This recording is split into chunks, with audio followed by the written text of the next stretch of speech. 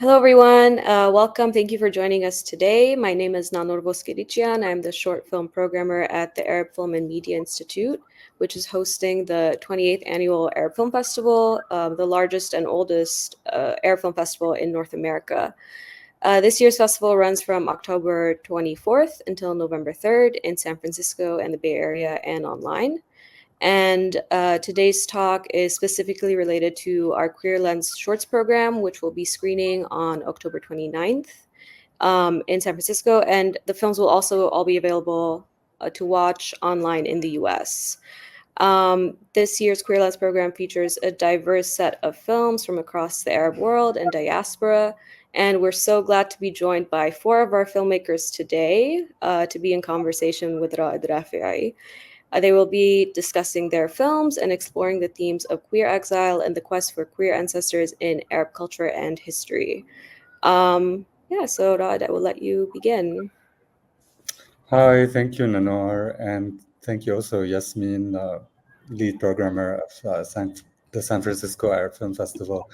So my name is Raed, and I'm a scholar, and I teach film and media studies at the University of Pittsburgh, and I'm also a filmmaker. Actually, my new feature documentary is going to premiere at ITFA. They just announced the lineup an hour ago, so I'm excited. That's going to be the world premiere. Thank you.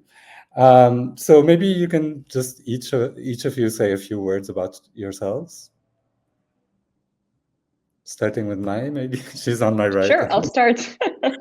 Hello, everyone. I'm Mai Ziadeh, and I directed a short film called Neo Nahda. Yeah, that's all I have to say.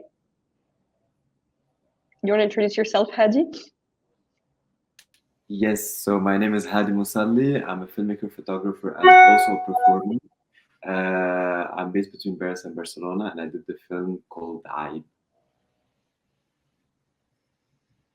Basim, maybe? Yeah, I think so. So my name is Bassem Ben Brahim. I'm from Tunisia, and I'm a filmmaker. And I'm participating in the film Maghreb's Hope. Yeah, that's it. Yeah. Hi, my name is Tiama. I'm a Syrian filmmaker based in Toronto, Canada, and my film is I Never Promised You a Jasmine Garden. Thank you all. I have to say that I watched your films several times and really enjoyed them. But before starting by talking about the films, I know we have to recognize that this is a very difficult time to be an Arab, whether in diaspora or in the Arab region. I mean, the genocide in Gaza is still ongoing with the participation and the complicity of the West. And many of us, if not all of us, live in either Europe or the US. So I can understand how difficult it's been. Lebanon, which is my home country, is being bombarded relentlessly. The killing of people and the destruction of home continue day after day. We are being dehumanized. I mean, it cannot be more terrible. Not to mention Yemen, Sudan. I mean, the situation feels like really catastrophic and dystopian. And I just wanted to know from each one of you, how are you doing? How are you feeling? And how do you keep going every day when you wake up? How do you care for yourselves and those around you?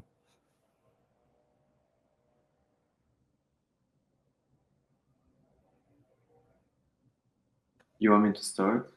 You can start, Hadi. No, because I'm fed up from all this situation, and I'm fed up being bipolar and schizophrenic.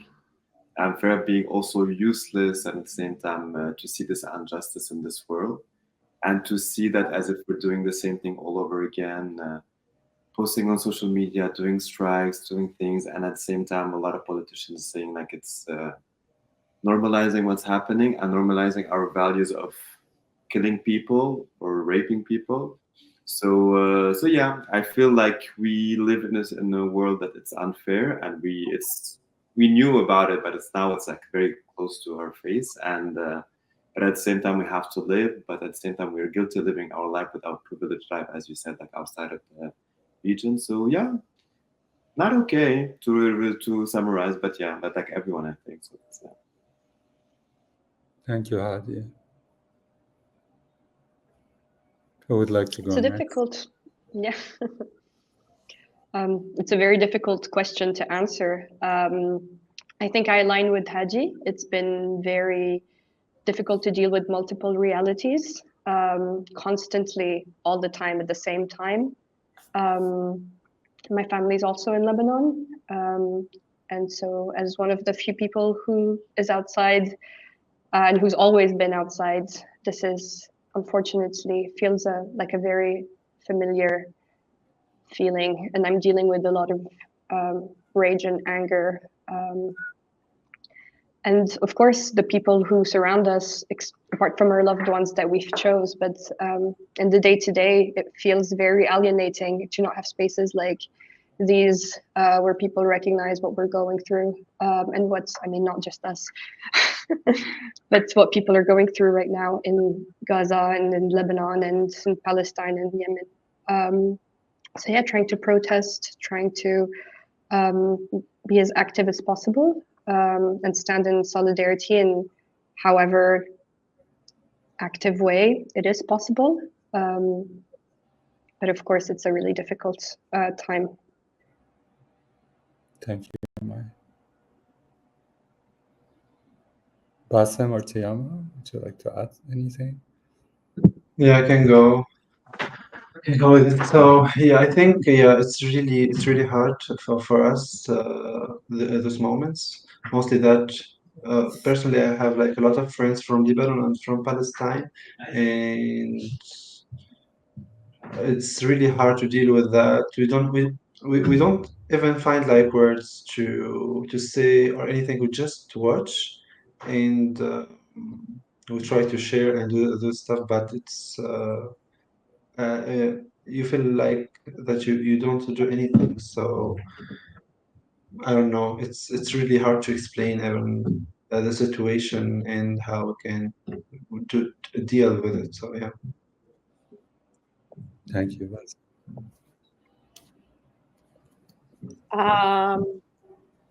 Yeah, I mean, it's been a really difficult year, I think. But yeah, it's been a really difficult year. It's been a year of protesting and countless actions and yelling into the void and losing friends and yeah. But in another way, I feel like it has been transformational for me in the sense of like finally I feel I see the world very clearly.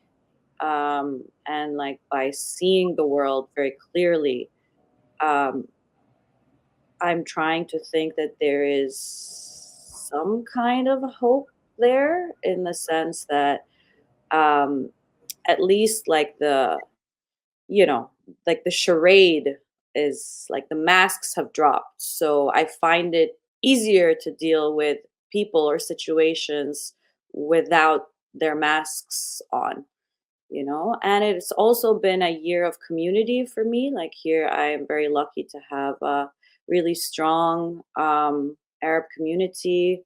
I'm in an Arab women's choir. You know, we just had a concert on Saturday. So yeah, it's been yeah very mixed emotionally, yeah, space. Thank you all. And I think this is a good segue into, I mean, I heard solidarity, I heard community, I heard masks dropping off. And I feel like in all your films, there's this need for creating new bonds and new roots, new identities. There's a beautiful and hopeful feeling of new beginnings and new possibilities. I mean, in the midst of also all the dystopia and the rage, I think as queer artists, we do have a really important voice. So maybe, so I noted that, for example, in Shame or Aib, Hadi, you are deconstructing the roots of shame and allowing it for allowing for a new reinterpretation of what tradition could mean in a very playful and whimsical way. In Neo-Nahda, there's a reawakening of histories, forgotten histories of queer women, and I Never Promised You, or Jasmine Garden, right? Yes. You're exploring these pan-Arab connections in diaspora with all their complexity. And in Maghreb's Hope, you're also exploring networks of solidarity that sustain queer lives in the new environments they carve for themselves. So maybe each one of you could talk about what inspired your film projects.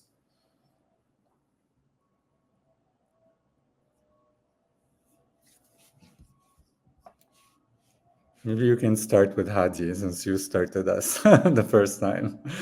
Yalla. So Shame Our Hype, it's a project that it started at the beginning as a photo project. I was very inspired by the old photos from this region from the 19th century, when, especially with the women with the tantour. I was fascinated by this object and how, especially like I read about it, especially from my friend Heritage and Roots Shah Hayek. He did a lot of like research on it. And so I was fascinated by it, and I really wanted to recreate it, and how it's also show the society and how you want to show, and women sleep with it sometimes and everything. So yeah, anyway, I was fascinated by this object, and I had a friend that he's a analog photographer, and I told him like I would love to recreate the same idea, but like with the modern taste. And so I always try to do the projects like to do more content. So I did like photos and a film at the same time that we filmed it like last year. So with the idea of the film, it came more with about the word aib, shame, that we always hear it. Aib, don't do this, aib, don't do that, as if it's like something, there's shame around you of every breath you take. And so you always have to do it, especially for the society. So I really wanted to create a story, especially in the film, like how these photos that these 5 characters in the photos in the film become alive after this 10 minutes of posing to do this photo. And it all starts with just one character shows a little bit of her skin and create a mass of all the society, and like the good neighbor is yelling at her like, I don't do this, the other neighbor like, leave her alone, the parents that wants to show the neighbors that they are good parents, so they have to punish their daughter, but at the same time they love their daughter. And that's how I really like felt the society that I was born in, and to be always about like the family and the neighbors, and you have to do it for them, and you're always trying hard to do that. So yeah, the idea of this started like this. I start doing with my alter ego Salma Zahor, or Salma bint al-Zuhur, you can say it the way they want. And so Salma was like more like the good neighbor, the bad neighbor, the parent, and the young Salma. And to bring a modern twist to it, all the voices are like my voices, but changed with AI. So I try to create them and like a different persona to have this, and yeah, I think that's what I have till now. Maybe after we can continue. Thank you, Hadi. I think we lost Bassam. And I'm not that interested. Okay, I don't know who would like to go next. Thank you, Hadi. This was a great overview of the project, and I will have follow-up questions as well about your artistic choices and decisions. Mai, would you like to go next, since your film also deals with archives in a way? And the starting point was definitely archives, or at least the photographs, some of the photographs that I use in the film. And in a very similar way, I guess, than the main character, I kind of became obsessed with them, and showed them to a lot of friends of mine. I think at the time they were harder to find than they are now. And I was much, much younger, in a very different place in my life in terms of even understanding queerness and feminism even in the Arab world. So yeah, I guess that was the starting point, and I kind of also wanted to make a film that spoke to younger audiences, but that doesn't think that younger audiences are stupid, or that they can also engage with history and archives in the same way that adults can, just with a different perspective, and if anything with more enthusiasm, because there's more, in my opinion, there's almost more of a drive to find history when you're building your identity, and how does history and growing up kind of interact with one another? How does interpretation feed you? That's kind of the idea that I was toying with, and then I found collaborators, and then it took a different kind of life of its own. Thank you, Mai. I will have also a follow-up questions, but you definitely do ask very complex questions about, how do we summon the past without, projecting our own modern understandings of queerness on that past, and I'll have a follow-up question about that. Tiama, would you like to go next? Yeah, so actually this film is quite personal, and it's inspired by real events that happened to me. And that was the starting point. And really, I would say the inception for the film was that like this conversation that you see in the film actually happened. And so what I was feeling at the time was that just how um, just how difficult it is to actually know the true feelings of somebody who's on the other side of a phone. When you can't really see them, when you can't really gauge the emotional anguish that they're going through. So yeah, so it was kind of from from that perspective that I made the film, because I wanted the character of Tara to be seen in these kind of like two different dimensions, like one when she's trying to compose herself on the phone, and the other, which was her face and like the real emotions that were happening in real time. Thank you, Tiama. And as well, I have a follow-up question about, your filming style, because I think I was, even though this can read as a fiction film, but has quite some bold artistic choices in the way it was filmed. Bassem, last but not least. Yeah, sorry, because of my internet is really slow. So, okay. Maghrib's Hope is not really my own idea. It's the idea of Queer Maghreb Coalition, and it's coalition. Um, it's like a queer Maghrebi coalition between Tunisia, Algeria, Libya, and Morocco. And the idea is to create a film that speak about the situation, or uh, because it's almost, or to say that we have almost the same context and the same situation because of the um, historical background, and what we live like as culture, and the stuff. So they asked me to make this film because I already direct like other queer films, and it's linked with what I do. And yeah, so the idea was to document queer activists from the Maghreb, and to shoot with them in their country. And what was important, for me is it was to find people of interest, to show their faces, and to speak like without like being afraid from what will happen. And I think this is what's the hardest part of the film. And yeah, this is the. I think we're talking about the general idea about the project, right? Yeah, just to not go in like too much because I'm a bit lost. Yeah.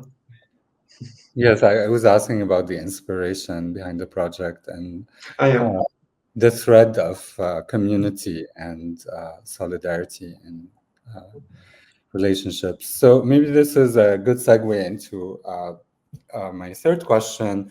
So, I mean, oftentimes as filmmakers from the Arab region, we're mostly by the West asked to represent our region in ways that are palpable by Western audiences, and I'm every year I'm really amazed by how complex these works are, and that they really don't really make themselves for those audiences, but films that are really true to themselves and authentic. And one of the things that I always look for is experimentation, because we are, as filmmakers, as Arab queer filmmakers, we also have a word to say about the form of films, and we're innovating constantly with form.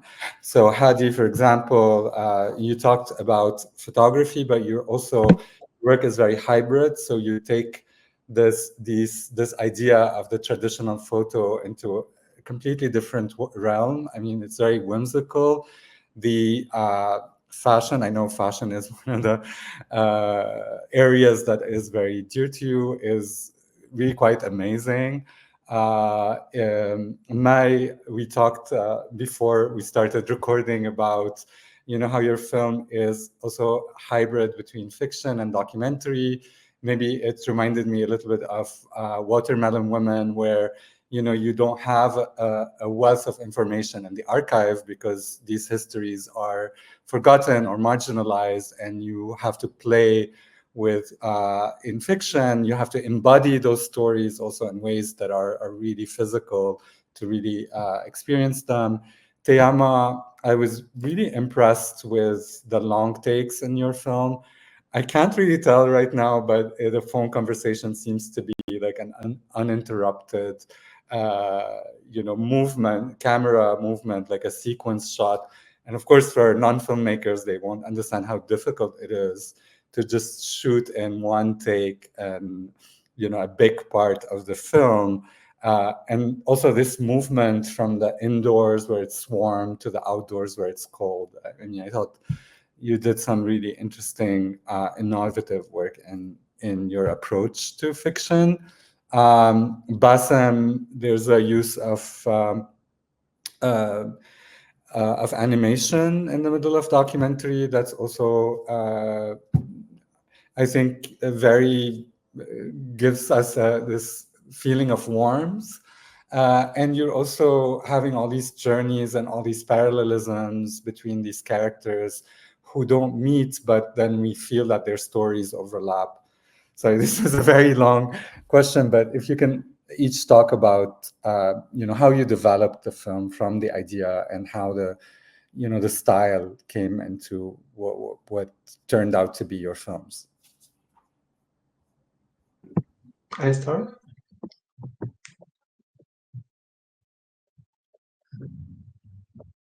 Raed?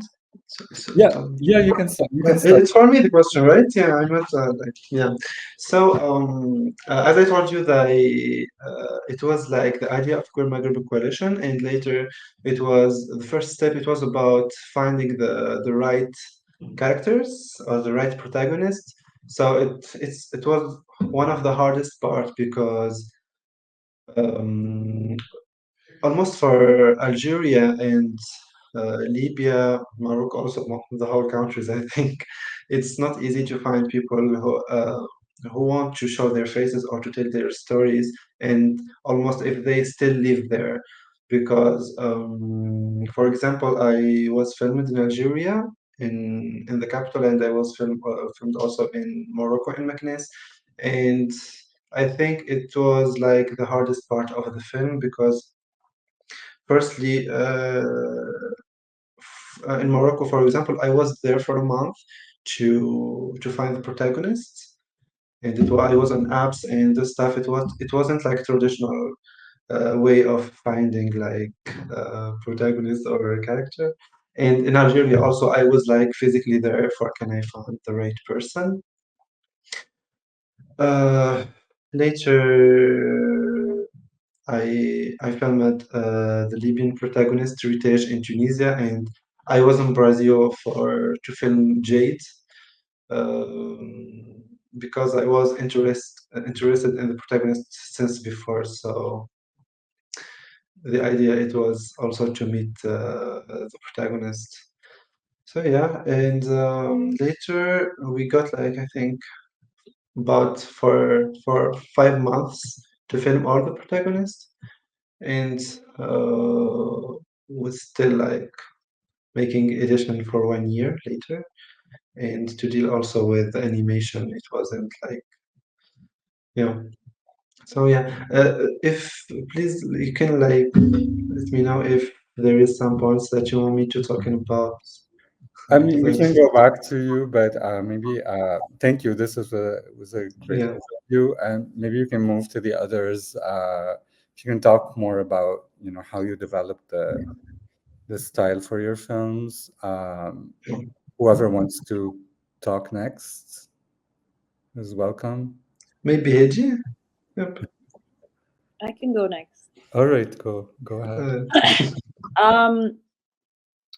So yeah, so I guess the form of the film really followed like the intentions of the film, which was to show like this emotional turbulence in real time. So I figured that like editing it, like cutting into these moments would not have the same effect as if we were really watching her emotions change in real time. And so that's why I chose the sequence shot. So it's actually two sequence shots. So there's the indoor is one shot and the outdoor is one shot, and they're connected through the door. Um, yeah, so that was the intention for it, for that choice. And what else? I think thank you. I think you answered this. What drove your choice of style, and I was like thinking also about the indoor outdoor, the warmth versus the coldness of the outdoor. That actually, when we're seeing the character first in her home, we don't really realize, and it comes really as a really powerful shock as we see her move outside. Yeah, so I actually wrote snowstorm into the script, and then God obliged for once. Um, so yeah, we got a snowstorm on exactly the day that we were shooting the outdoors. So it was lucky. Divine intervention. Hadi, maybe you can tell us about your. And I've been following your work for quite some time. I love Salma Zahour. So maybe you could talk more about this hybridity, fashion, photography, cinema. So, like for me, as you said, like it's very hybrid. That's what I really like to do most of my films. And usually I'm very like inspired by the fact that you remember one film with a technique. This one is more like the fact that it's just like, it's just a photo becoming reality and like how it's showing up. So yeah, the idea was to create this kind of photos that's coming alive. And with Salma, like this persona that I created by accident like 2 years ago, to be able to use it as a tool of like questioning gender, questioning belief, like is it a man or a woman, what's masculine, what's feminine, is it a piece of fabric or is it a hijab, who says this fabric is religious and who says it's not. So I always try to question this as I'm doing the performances, and to be able to use it in my film. I try to continue on promoting this, especially like on social media, what I do and everything. And that's why the idea of like this film really to have this, you will never see practically all the characters in the same shot, except the parents were they together. And to try to shoot it at the same time, it was funny because like I was the only one like speaking Arabic, all the team like Italians, French, and everything. And so I was literally, especially with no voiceovers, I just read the text that I have to do. So I was like doing. And they were like just waiting. They didn't understand like what's gonna happen. Like what is it gonna be a film? I told them, like we'll see. We're just gonna shoot these things. We're gonna focus at the beginning on the photos, and we were doing between each look this scene.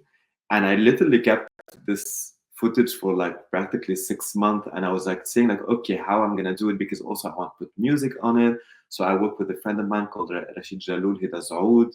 So we're trying also to see how can we not do the cliche of like what is like an Arab, like even like performances wise, I find it fun. Like with Salma, like I had this urge at the beginning to be like in this cliche of the Arab creature with the burqa on the face, and you know, like the thing that you see, that the cliche of the Westerns of the Arab people. But it's at the same time I try to take them and to reappropriate them without being like afraid against, and also to love my identity. It's something that I hated so much when I grew up, being an Arab in Lebanon. Maybe we're in the same generation, Raed, in Tripoli. Like, we wanted to show how we are integrated. We want to show how we speak English, French, and we want to erase this Arab identity. And the more and more I live in Europe, the more and more I feel like, fuck, like that's my roots, that I have to love it and have to cherish it. And to be able today to be like in your face, show that that's who I am. And if you don't like it, you just have to look away, not to me, to hide myself.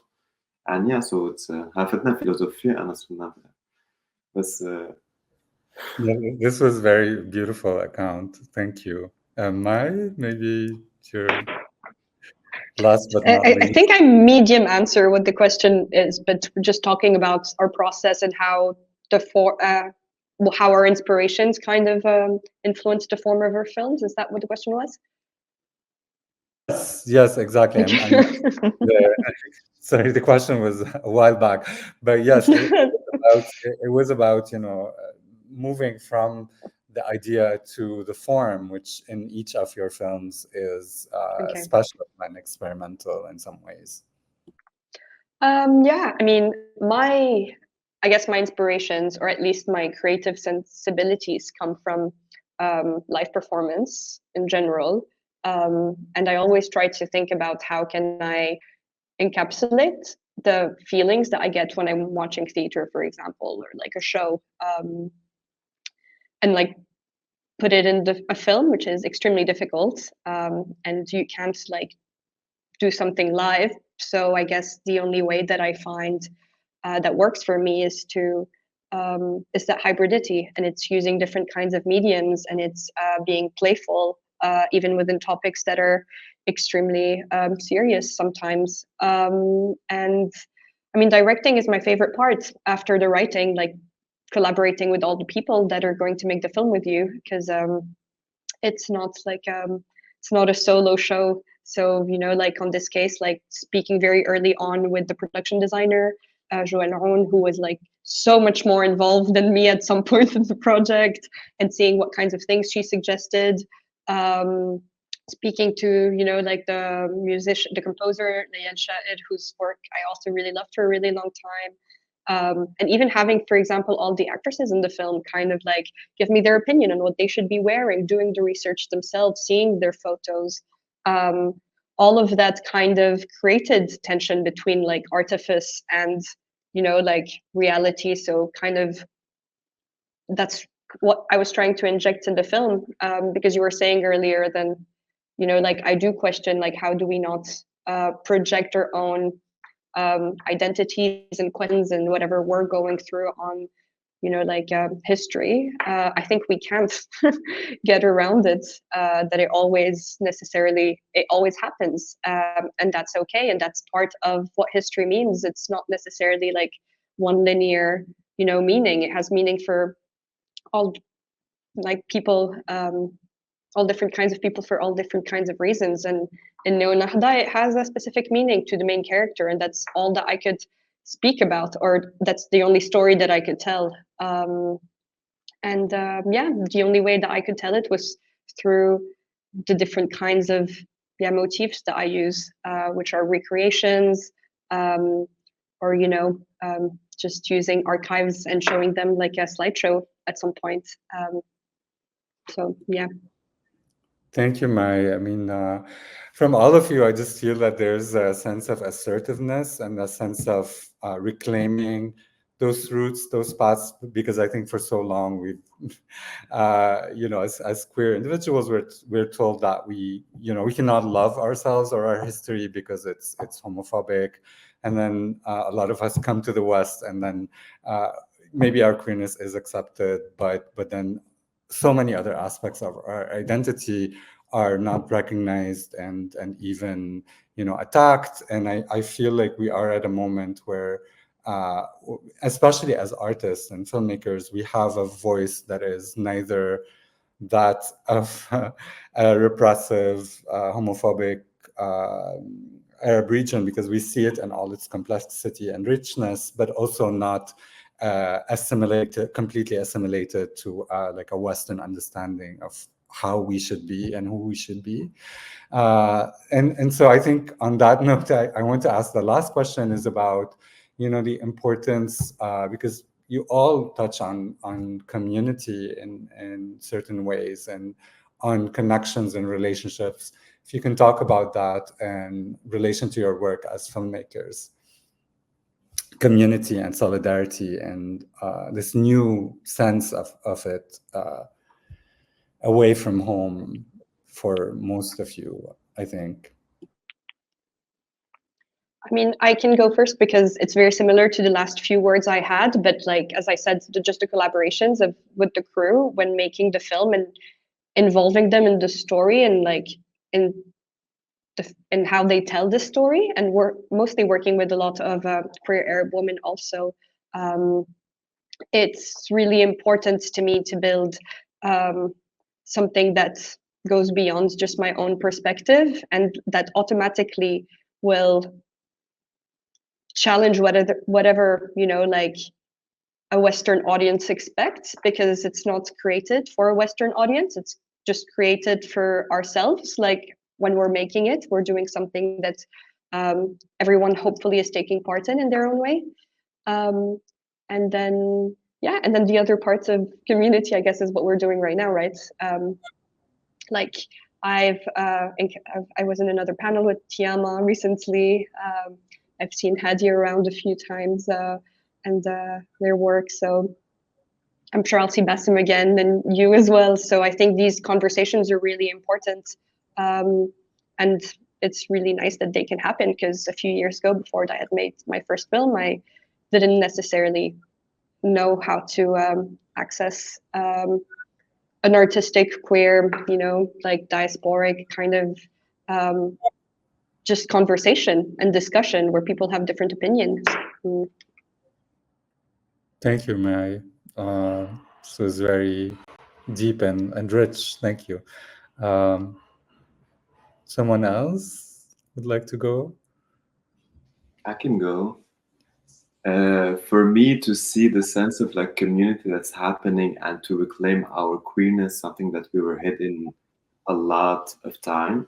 But I was like saying like last time, I find it fascinating how now these days like this queer Arab movement, we can see it worldwide, not only like in one region and to see that we're like reclaiming things that we loved it so much. For example, I was saying like it's funny how we grew up as queer people. A lot of queer people loved Sherihan at the same time, without knowing that we all loved her, and to have her like an icon without knowing that she, and I find it fascinating. And of course, not everybody, but a lot of people like was doing this, and to find it now to be have this queer liberation for ourselves, to be happy with ourselves, to be dancing on song that as if like that we grew up with and we're happy with it. So it's very beautiful to see that. But the only thing I cannot stand and hear, especially from people from the West, saying queers for Palestine, as if we are, as if you are queer and you're there, you're going to be for sure dead or killed, or you're going to be thrown off the roof. I'll go there after, and then we'll talk about this after. And then it's maybe also before all of this, we have to say, before like talking about queer rights, let's talk about human rights. Maybe just it's a little detail that we used to tend to forget. But anyway, and usually, especially there, it's always homophobe that's saying this to the people. But anyway, another subject. So to have like all of this queerness happening at the same time from all over the world to reclaim it, it's perfect. So I hope we're going to continue on doing this, and to be able to continue on this identity that we have, the queer Thank art. you, Hadi. I mean, I think talking about pinkwashing is not a side issue. No. It's very, very important, and just being told how we could be in relation with our cultures and societies is not okay. We decide how we want to define those connections and relationships. Teama or Bassem, I don't know who would like to go. Teama? Yeah, so I mean, I think for me, really, community is everything, in the sense of I also, like, had the hated being an Arab growing up. I grew up in Dubai, so obviously a very neo-colonial space. And what I understand now very clearly is that I was culturally colonized, in the sense that I didn't want to speak Arabic. I didn't want to have any, I was like, I am not, I mean, I grew up, like, I was dating an American boy after 9/11, when 9/11 happened. So it was just like a lot of like, I don't see myself in these people who are always on the news, the terrorists. So yeah, it just led to this complete like rejection of identity, that now I've, over the last few years, and especially this year, has come back full circle. And that's happened because of community. Because when I found a community of queer Arabs, I realized that, oh, I don't actually have to compromise any part of my identity, and that there are people like me, and that, and just, yeah, just coming into that understanding was, I think, very very powerful, and also led me on an investigation to understand our true history from like our perspective, not like the lens of, again, yeah, like Western lens, like a Western lens. And yeah, as Hadi said, like, even our queer, like our history as queer Arabs, I've been you know working on a project that frames a lot of this historical, unforgotten, like historical knowledge, where really Arab societies were far more accepting of queer people than um, the Western world.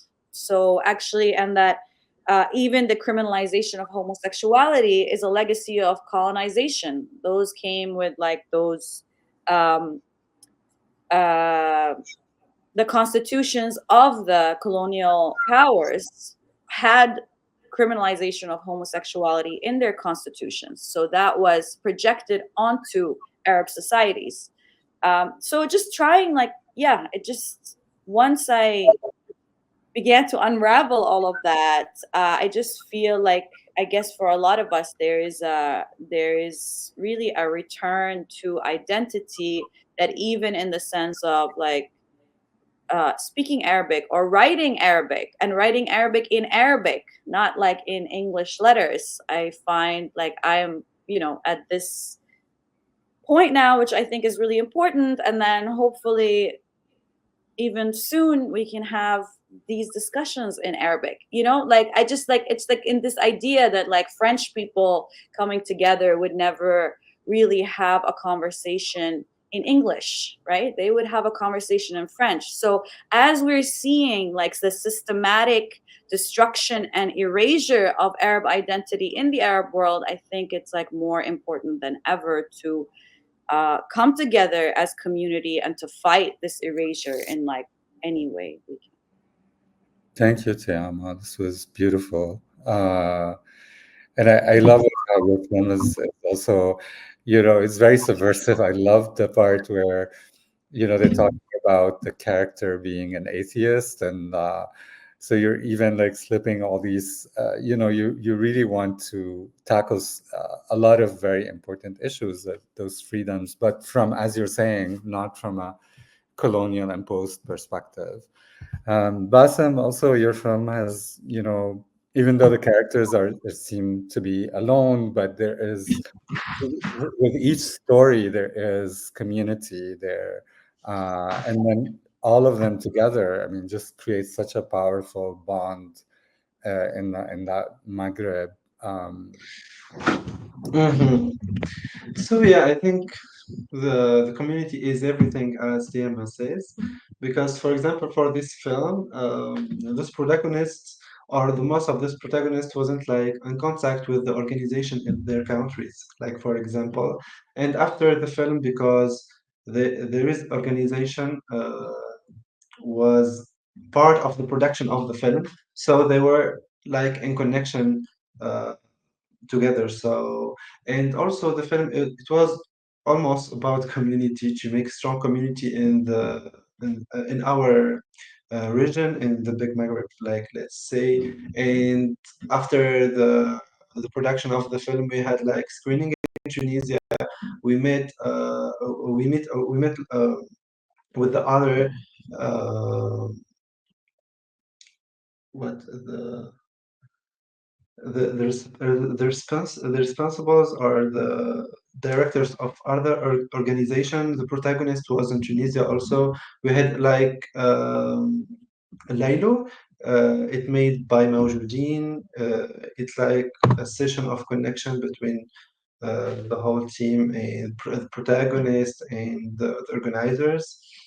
So yeah, I think it was really powerful, and it was like it's really important to be or to have this community. And without this community, I wasn't able to make this film or the other films as well. So yeah, I think that's the point behind having community, to being together, to being stronger and safe as well, because for example, it was like really risky to film like protagonists that they live in countries that criminalize like their existence, but because of this organization, we had the possibility to have like some safety like plans for who can ensure some like possibility to protect them or to give them information at least to be protected. So yeah. Thank you, Bassem. Yes, I think this aspect of resistance from within is very important. And our time is up, but I want to give you a chance to say one last word, maybe, if you want, about you, your film, what's happening, being Arab, queer, whatever you want to say, the last word or two, or yeah. I Maybe just wanted to add something for what I want to say before. It was very important also to talk that growing up, I think there's not a lot of queer representations. And I think it's very, very important for us today to do this for the young selves that we had before that we didn't see, that today that we can see, we can be present, we can show that we're here. And the fact that we can receive messages from people from all around the world that saying like, seeing you being yourself makes us believe that we can be free ourselves too. So it's perfect. So as if we did our job for ourselves and others. So it's very important to be proud of ourselves. beautiful. Thank you,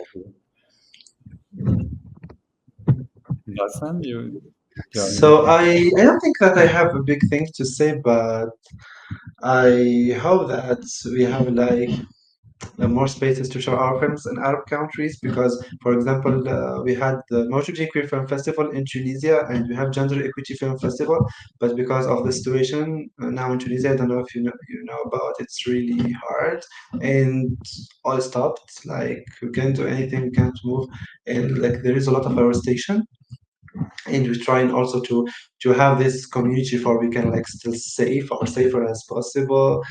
And yeah, so without like I want to say to talking about community, because if we wasn't like together, we will not know about all what happened, or we can't like have plans of security for moments like this.